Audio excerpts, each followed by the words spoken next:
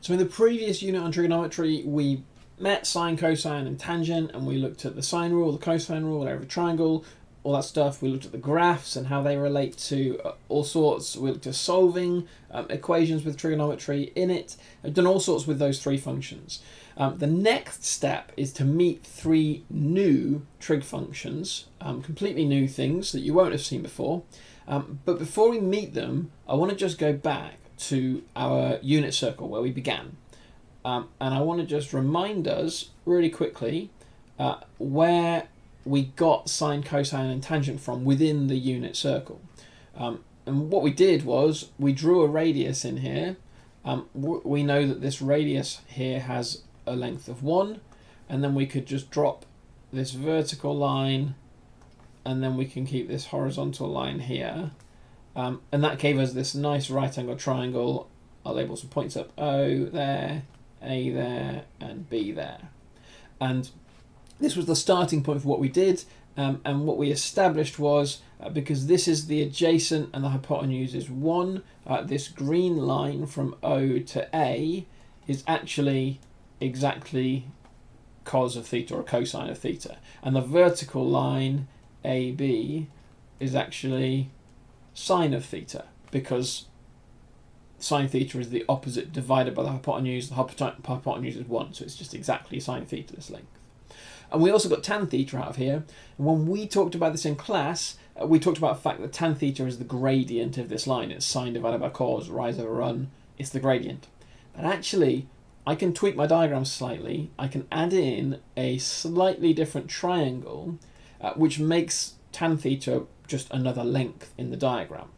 So if I draw this vertical tangent in here, I'm just going to extend my triangle outwards. So I've got another right angle triangle now. I best label these points, so let's call that C and that point D. What I have now is I've got a new right angle triangle, still built from the unit circle and our angle theta. I'm actually just going to sketch this triangle down here because we'll have a look at it in a little bit more detail.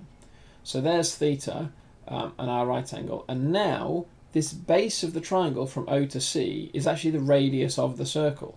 So the base of this triangle is now 1. So just like with sine and cosine in the first triangle, OAB, I can get tangent out of this, because tangent is the opposite divided by the adjacent. The adjacent is 1, so that means the opposite must be exactly tan theta. It has to be. So this length CD is equal to tan theta. Now, there is another length that we've just generated, this hypotenuse length here, and that is interesting. So it's not one of our neat trig functions, sine, cosine, or tangent, because I've already got them, and it's clearly not the same as any of those lengths. But we can do something with it.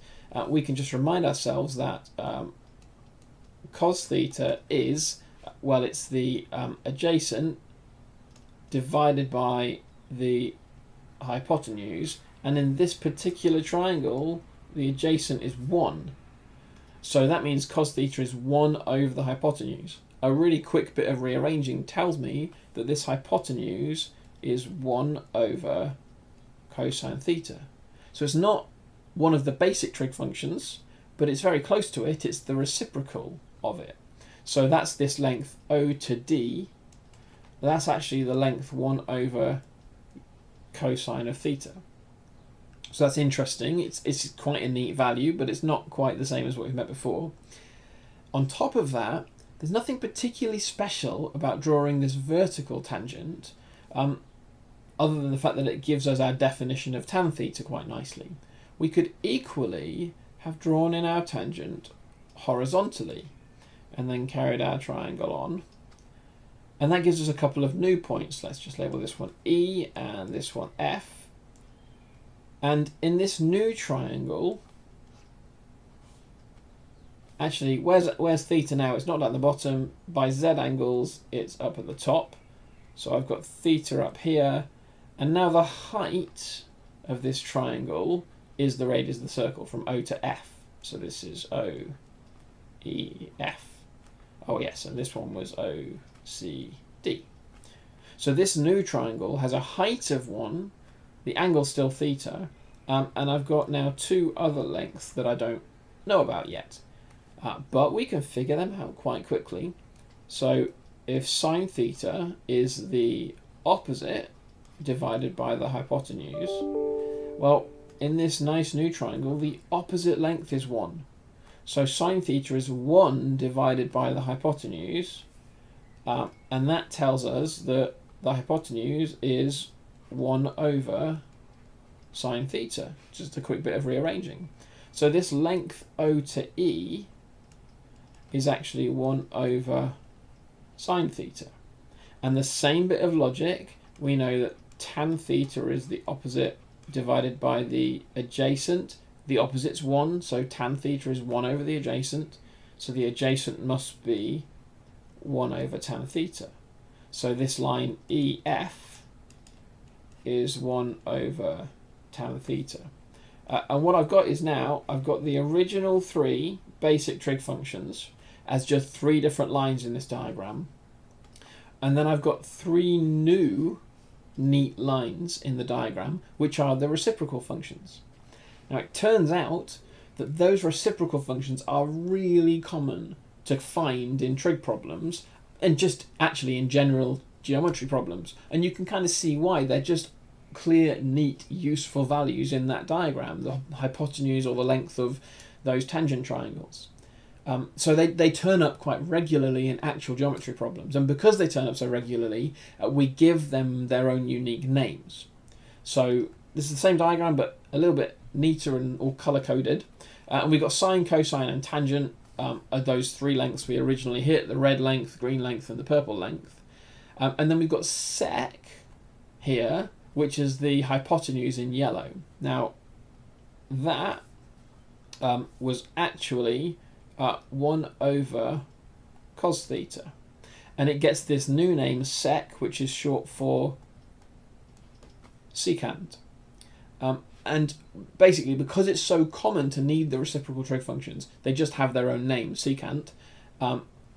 Cot, which was the long line across the top horizontal line E to F, that's actually 1 over tan theta, and it's called the cotangent. You can kind of see it's the purple vertical one is the tangent, and this is the cotangent. It's kind of a partner to the tangent line. And CSC, you actually see this usually written in full as cosec theta. The 3-letter version is convenient because it means they're all 3 letters long. So you'll see that on computers quite regularly because it's convenient for computers to treat them all the same length. It just makes it easier to type things out and for the computer to recognize when you're using these trig functions. But this is actually in full cosec theta, and you'll see cosec theta written everywhere else. And this is 1 over sine theta, and cosec is short for cosecant. So it's the partner to sec is cosec. It goes with sec. So we have this, the original triangle OCD with the tangent and the secant, and then this new triangle OEF with the cotangent and the cosecant. And you'll see a quick summary of that in the textbook. It just looks like this. There's these definitions. Something that's quite helpful to point out is if you're struggling to remember which one is which, the 3rd letter in these new functions, here is a C and it's 1 over cos. 3rd letter is an S and it's 1 over sine.